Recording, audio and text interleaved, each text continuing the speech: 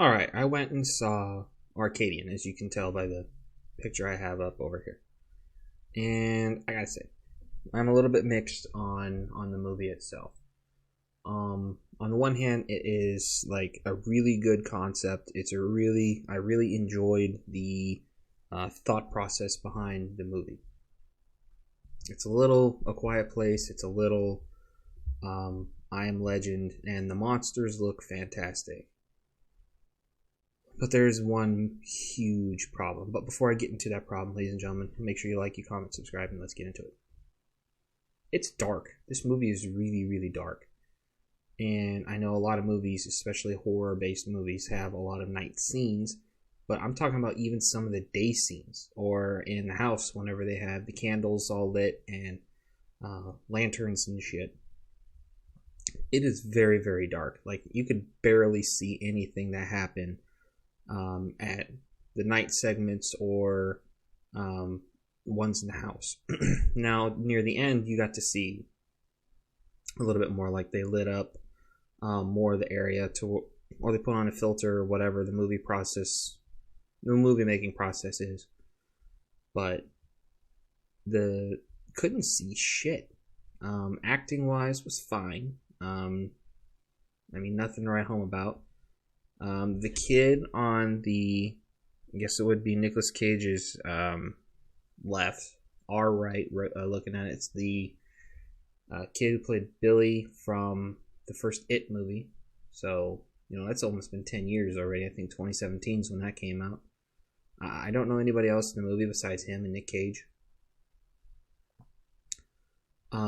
If you don't know the premise behind this movie, Nick Cage plays a father of two who raised them as babies through this apocalyptic event. And then this is a good chunk of time later. That's another interesting choice I thought that this movie made. Is a lot of movies will jump like a year or a couple of months or something like that. No, this jumped 15 years. 15. That is a massive jump in apocalyptic setting. I can't think of another movie or series that jumped that far ahead into the future whenever it comes to the story.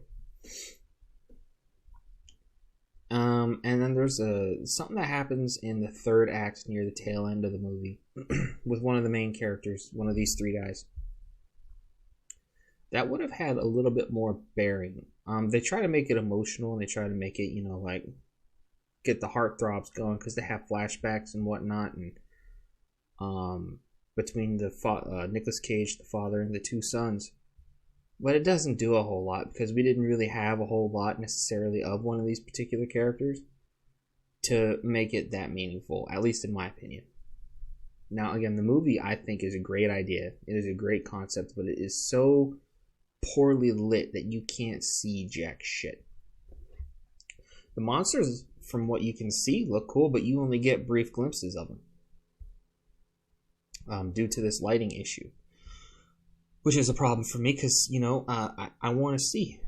Now, I'm not expecting to see the monster off the rip. I'm not expecting to see the whole monster a whole hell of a lot. I'm not expecting the monster to even look good a whole lot because if you didn't know, this is done by Shudder. This isn't Universal. This isn't Paramount. This isn't Legendary. This is Shudder.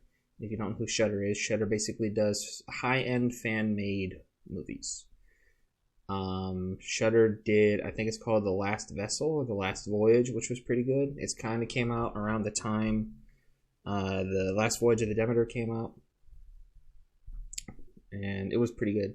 So I was willing to give Shudder a shot, and it is a good movie. I'm gonna try it whenever it gets on Shudder, and it might be already at this point. Who knows? But probably it's a paid thing.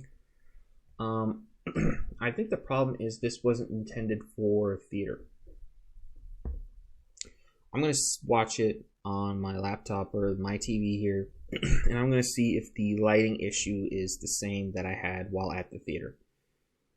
Other than that, this movie is fantastic. Great concept, great execution. The editing was perfect. The pace was good. The acting was good for the movie.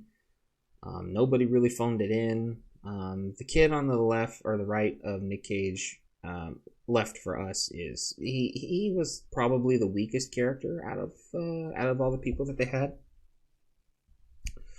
But again, the monsters were cool. That's what I was there for. I wanted to see the monsters because they said that they changed them and that they are wacky and they're freaky looking, which is exactly what a monster movie needs to do. There's a particular scene where the kid who played in the It movie is sleeping and one of them attempts to get in the house, and it does something that I haven't seen in a horror movie before, which is kind of another one of the pluses for this movie that was kind of creepy, which I actually really enjoyed.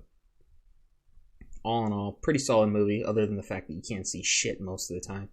And because you can't see shit most of the time, I'm giving this movie a 6 out of 10. Ladies and gentlemen, let me know what you thought down in the comments below. Did you see this movie? Are you going to go see this movie? Or are you going to wait until it comes onto Shudder? Or are you not going to see this at all? Make sure you let me know.